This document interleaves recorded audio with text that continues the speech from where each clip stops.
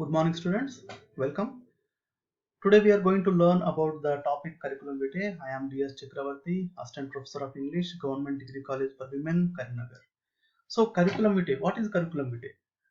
Most of the students might have known about the word biodata because whenever you go into the market for Xerox copies or any such kind of things, you find there are huge displays. Biodata forms are available here. So you might be wondered, what are these biodata forms? Biodata is the particulars of a person arranged in a particular order, systematic manner, that is called biodata.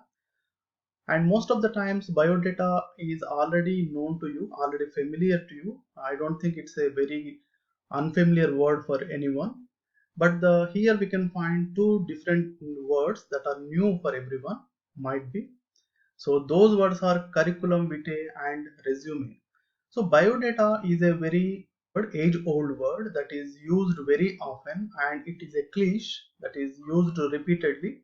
So I suggest you to use the words curriculum vitae or resume to look more professional. So more professionals use the words curriculum vitae or resume, not biodata anymore. So students should use the words curriculum vitae or resume because whenever you complete your graduation and enter into the job market with your employability skills, you need to have the jargon of the employability. That means you need to have to know the words which are used in the corporate world, corporate sector. So one of those words are curriculum vitae and resume, but not biodata anymore. So now we could understand what is biodata, what is curriculum vitae, what is resume. These three words are synonyms for each other. So what is a biodata? What is the use of a resume? What is the use of the curriculum vitae? Simple. Whenever you complete your graduation, you apply for the jobs. That means you want to enter into a company or a corporate entity as an employee. There you have to apply with your details. So you need to provide your whole information, your educational qualifications, your parenting, your family, your ambitions, your strengths, your weaknesses, that we call SWOT: strengths, weaknesses, opportunities and threats. Okay, so in the olden days, biodata was simply just the information about you, but nowadays, biodata has become a comprehensive thing, including your strengths and weaknesses. So you need to be very careful with this when you are preparing your biodata or your curriculum. So we need to provide them the basic information about the candidate, that means about you. So here we will look into an example. Name Rakesh Kumar. So we will begin with the basic things first. So those are your name, your father's name, your DOB, that is date of birth, all those things. These are called basic information about you. So name is here we can see the words Rakesh Kumar. Usually whenever you are going to fill in the name column, you need to write as it is, which is mentioned in your SSC memo, that is SSC certificate. Do not change it, and do not take any other source like Aadhaar, any other thing. SSC documentation is the standard documentation, so you need to take that as authenticated document. So take the SSC certificate and write the spelling as it is without any mistakes. Second, father's name. So this is I don't think there is a problem here because as you wrote your name as per the SSC document, you need to mention your father's name as per the official documents, that is his SSC document or something. Next, date of birth. So here we don't find any complications. Simply you write your date of birth that is mentioned in your SSC certificate, not from anywhere else. So you need to keep this in your mind. SSC certificate is the authenticated source for any information. After name, father's name, date of birth, We come to the next thing, telephone and email. Okay, telephone, here we can find a landline number, probably, maybe it's a landline number, seems so. Nowadays we don't find any landline number, so you can give your mobile number which is in working mode, and email. So here you can find rakeshk@yahoo.com. All the students may have already their own email IDs, I believe. Even if you don't have a email ID, you can create it in 5 minutes. It's a simple task, and I recommend you to create a mail ID in any mail service provider, and the most popular service provider is Gmail. And before creating your own email ID, you need to be very careful that your email ID shouldn't be unprofessional looking. It should be professional. That means whatever the numerals, whatever the letters you are going to place in your email ID should be professional, not like Rakesh 1979345 6K, irrelevant words. You need to be professional. You can add your language. That means if you are interested in English subject, you can create rakeshenglish@gmail.com. Or if you are from a village Chopadandi, for example, you can create an email ID like rakeshchopadandi@gmail.com. So those are the, I have given you two examples. So those appear professional, and do not use any gibberish words in the email ID. So because once you create your email ID and you put it into your resume, maybe you may have to use the same email ID till the end of your career. That means till the retirement of your job. So it may appear awkward when you get old. So that you need to be careful about. You should be careful about that. So telephone number, maybe you can give one or two mobile numbers. There is no restriction. Better to give two mobile numbers, because if there is any information they have to provide you, they will call you or they will message you on this telephone number. Usually professional correspondence or professional communication is always done through emails. So you need to check your mail IDs often, particularly twice a day, maybe, because your mail ID is already synced in your mobile, though, so it won't be a huge task for you. You don't need to do anything, just you can keep an eye on your mobile, that will do. So telephone number and email ID, yeah, you need to provide that. After that,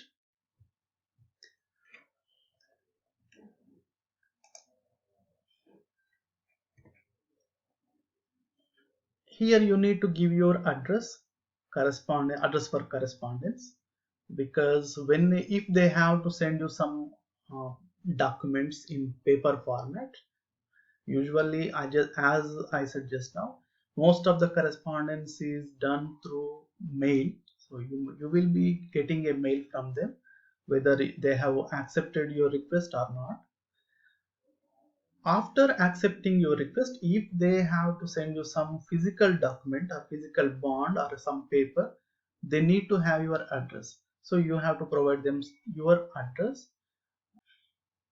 From high school, during while writing the letters or official letters and personal letters, we are already acquainted with writing the format of an address. Usually an address is in a particular pattern. It begins with the house number or door number. Usually every house consists of a door number or house number. So you need to begin the address with your house number. 64, here in this example you can find 64 6 395 oblique 8. Okay, this is the house number. Now we come to the lane means the street, second street, and now the name of the street, Gandhinagar, and the town's name, Karimnagar. Sometimes the address format may be different or a lengthier one. That means you need to give a landmark, or you need to provide them other additional information about your address also. It depends on the location where you are staying, where you are living.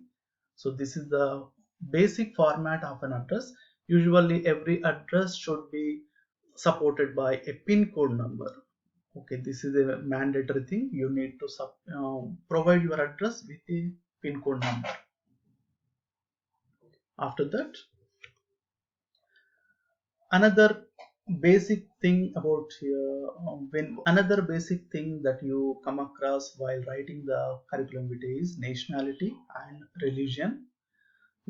Some of the students might be confused between these two, nationality and religion. Religion is nothing but the religion you follow. Nationality is Indian. If you are born in Indian, if you are born in India, automatically you become an Indian. You become an Indian citizen. So your nationality is Indian, and the religion may differ because someone may follow Hinduism, someone may follow Islam or Christianity or Sikhism or Jainism, any other thing. So that based on your religion that you follow, you may have to fill the right thing in that. So nationality is Indian automatically, and the religion is Hindu or Islam or something. Next, we go to marital status. Okay, it's quite simple. If you are not married, you can write unmarried or single. If you are married, you can write married. If you are a divorcee, if you are divorced, you can write divorcee. Okay, as simple as that. Objective. Okay, so I just now we discussed about SWOT, strengths, weaknesses, objectives, and threats. Objectives. Objective is the company is trying to find your goals, your aims, your objectives, what you want to do. Usually most of us may be applying for a job to get some income, to make a living, to look after our parents, to look after our family, all those things.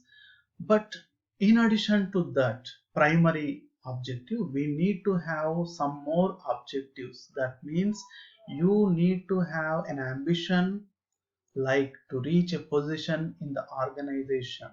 So you have the innate ambition to reach a position. You have to become something, you have to do something, you have to achieve something. So you should mention such kind of words, sentences, vocabulary in the resume, so that they feel that they means the employer means the person who is going to offer you the job, the person who is going to give you the job.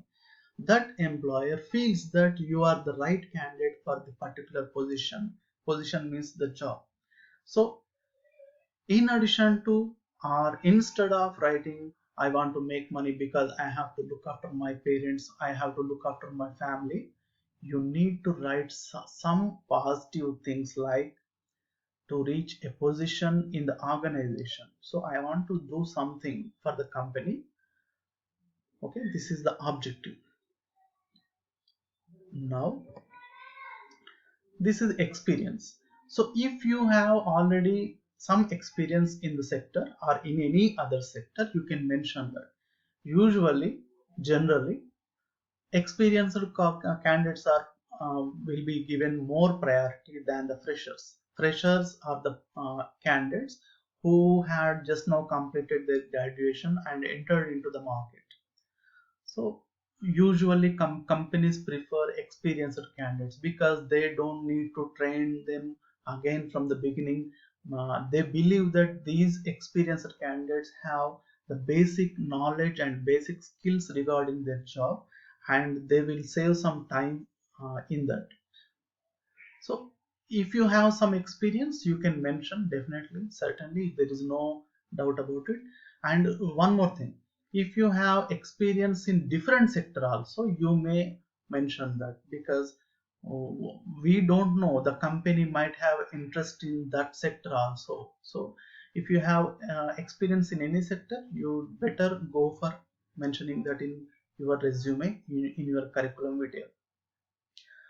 What if you don't have experience? Okay, it appears to be a minus point. It appears to be a drawback for a fresher. absolutely, no doubt.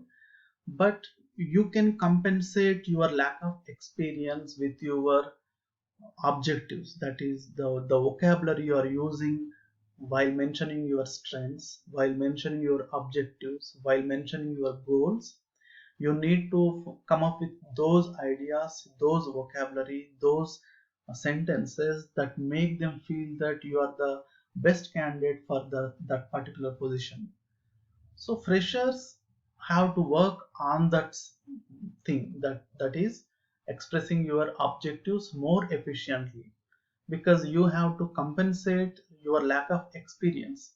Every human being, every employee has to be a fresher some or the other time. So no one is born with experience, that we need to understand, that we need to assimilate thing on that one.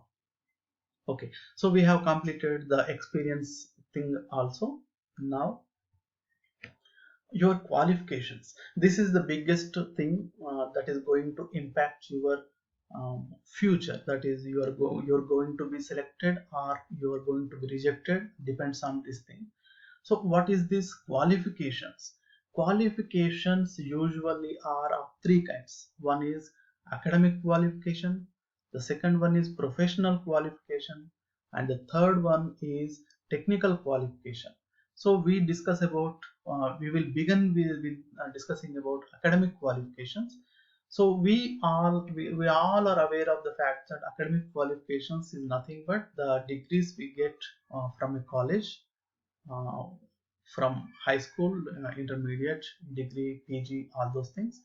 So whenever you mention an academic qualification, you need to remember that your all qualifications must be in a chronological order. Usually it's in a reverse chronological order. Chronological order means which is followed by years. So old one comes first and the new ones come in the last. Reverse chronological order means new ones comes in the top. So if you have completed your post graduation recently,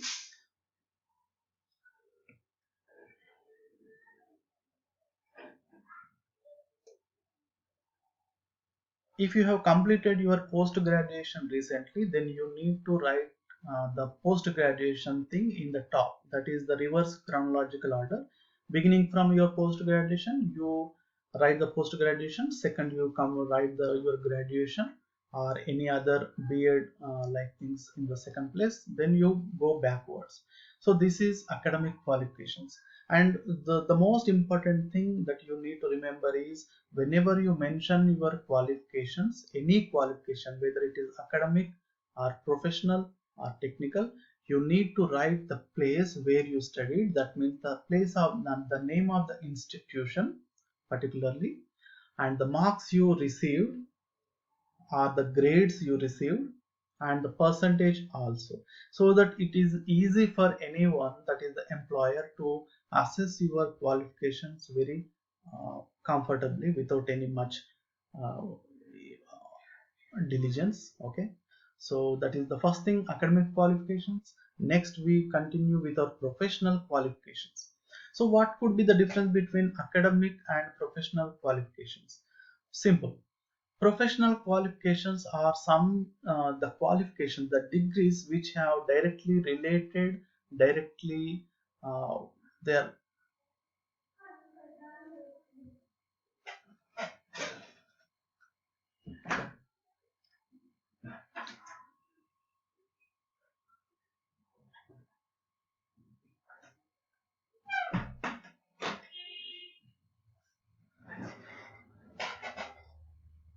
Okay, professional qualifications are the qualifications which are directly related to any profession. For example, B.Ed is a professional qualification because it is directly related to the teaching sector. MBBS is a professional qualification. DMLT, lab technician course, is a professional qualification. It could be a diploma, but it is directly related to the professional qualification. So these are the professional things. And the third one is the technical qualification. Technical qualification is easy to understand. Usually it is related to some hardware things like computers, MS Office, and software also, MS Office, computers, electrician, or some hardware repairs also. These all come under technical qualification. So these are the qualifications.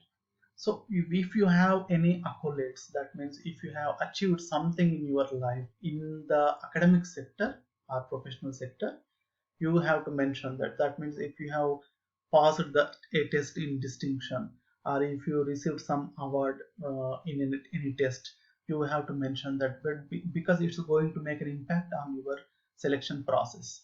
So this is the qualifications thing. Now we come to references. References is nothing but you have to mention to responsible persons from the society.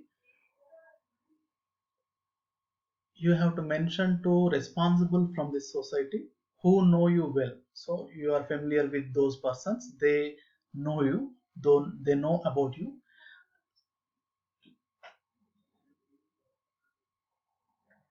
Here we have given you two examples. One is Dr. Ramabrahmam, MPDO, Karimnagar. Second one, P. Shailaja, Government Medical Officer, Choppadandi. So you are giving the references of two responsible persons. Here, these two are the government employees. So you can give any private employee also. No need to worry about these things that it must be from a government sector. No, అట్లాంటిది ఏం లేదు. So you can give any person's number who is a responsible person, maybe a businessman, maybe a trader, maybe a government employee, or any other person, any a politician also. No, nothing to worry about any other thing. Just you need to mention these two references. And it doesn't mean that the employer is going to these two persons to verify about you, but in case of anything they are going to have this information handy. Okay, ఏమో అవసరం పడితే ఉపయోగించుకోవడానికి వీలుగా ఈ reference దగ్గర పెట్టుకుంటారు తప్ప ఇంకా ఏమి ఏమి ఉండదు అక్కడ. వాళ్ళ దగ్గరికి వెళ్ళి మీ గురించి ఎంక్వైరీ చేయడం అట్లాంటిది ఏమి కూడా ఉండదు. So these are the references part, and we move on to the next section. Okay, so usually after completing your resume or curriculum vitae, the curriculum vitae should be accompanied by a covering letter. Okay, covering letter, you need to write the covering letter. So here typical format of a covering letter, we can alter it, we can change it, we can edit it, and you can use it in any other example also. So here is a format. Application for the post of teacher. So here there is an advertisement in the local newspaper Enadu about the vacancies in a school, inviting the application from teachers, that is resident teachers. Resident teachers means those who teach in a residential school. Okay, so the covering letter: dear sir, application for the post of resident teacher in your school. This is with reference to your advertisement in the Enadu dated 21 April 2020, inviting applications for the post of resident teachers in your school. So for you, in the beginning of the covering letter, you are mentioning the source of the information.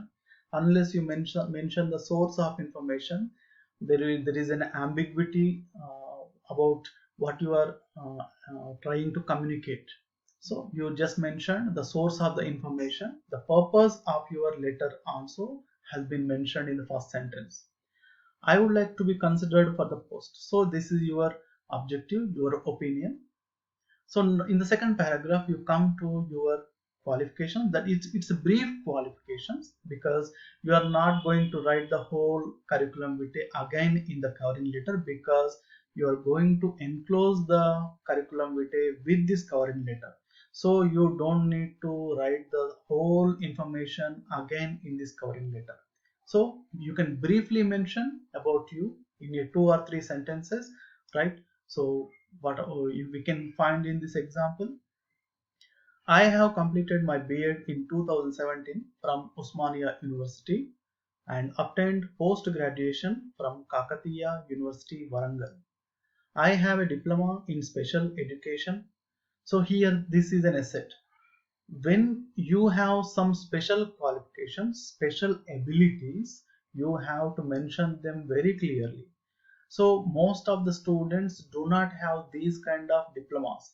Usually students have their post graduations and their BEd. Here in this example, this incumbent, this candidate has a diploma in special education. So it's an asset for him. It could be an asset for him. So I have a diploma in special education. This is uh, the thing, it can fetch you more marks in the interview.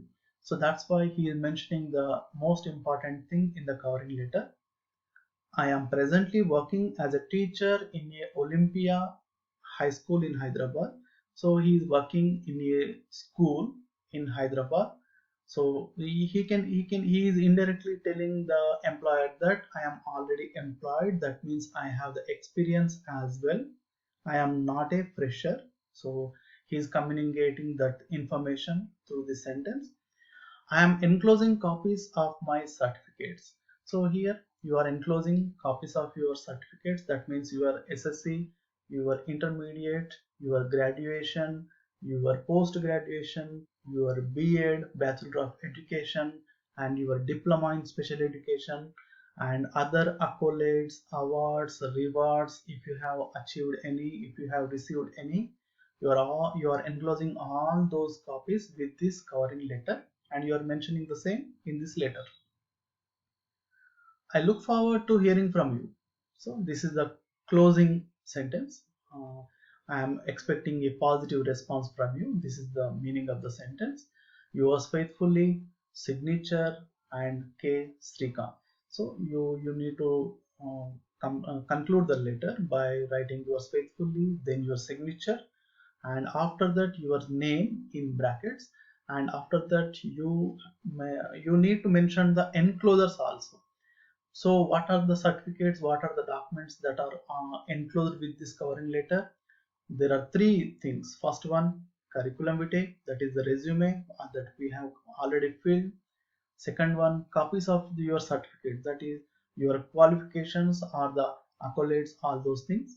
The third one, testimonials. Testimonials, the certificates from a person that you are teaching is very good. That means they certify that you have the abilities, you have the efficiency to be a good teacher, and you have the particular qualifications as well. So things things you need to enclose. So this is a particular uh, covering letter that we need to produce. So curriculum vitae, again we coming back to the conclusion. Curriculum vitae is appears to be a very simple thing that anyone can prepare, but it is not so, because I can see most of the students when they apply for a job, they download some ready-made templates from the internet or take their friend's curriculum vitae and just change some basic information like name and father's name, like those all those things, and they just copy paste a information and they just submit. But it is not that simple, because curriculum vitae doesn't inquire about only about your personal information. Rather, it focuses and it inquires about your SWOT, your objectives, your strengths, weaknesses, opportunities, threats, all those things. So you can't copy paste your objectives, your strengths, your weaknesses from your friend's curriculum vitae, because they differ from person to person. You have your own strengths, you have your own weaknesses. So it is better to spend some time to go through some samples of resumes online and write your own resume, so that even if the employer takes you into consideration based on the strengths you have written in the curriculum vitae, after entering into the job they come to know that you are not a fit person if you copy the strengths and weaknesses from your friend. So it is better to spend some time and write prepare your own curriculum vitae, your own strengths, your own weaknesses, and submit the same to the uh, employer while applying for a job.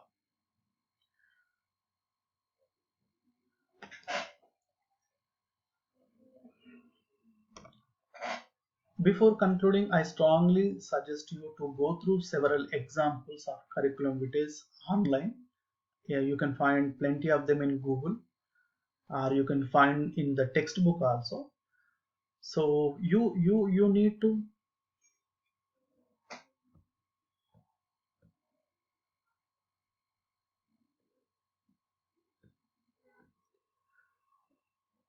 unless you go through those kind of uh, resumes, you don't know how to write a resume. So you need to practice well, you need to go through some examples and how the sentence are framed, how the incumbents wrote their about their objectives, all those things. Then only you will be able to prepare a wonderful resume that will uh, bring you a call letter for the interview. Because curriculum, nobody is going to offer you a job based on your curriculum vitae. This is just a uh, because curriculum vitae may bring us in a very,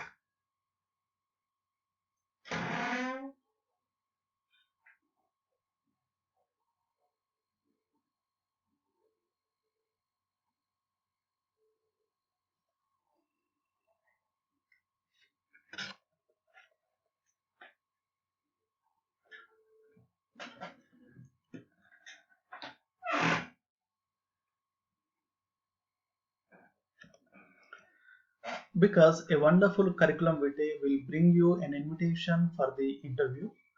So in the interview, you will, a curriculum vitae will definitely bring you an invitation to the interview. And if your performance, a curriculum vitae will bring you an invitation to the interview, and if your performance is good in the interview, and if the employer is impressed by your performance, your answers, you are going to get a career, get a job in that particular company. So this is all about curriculum vitae. That's all for this. That's all for today. This is the conclusion. Thank you.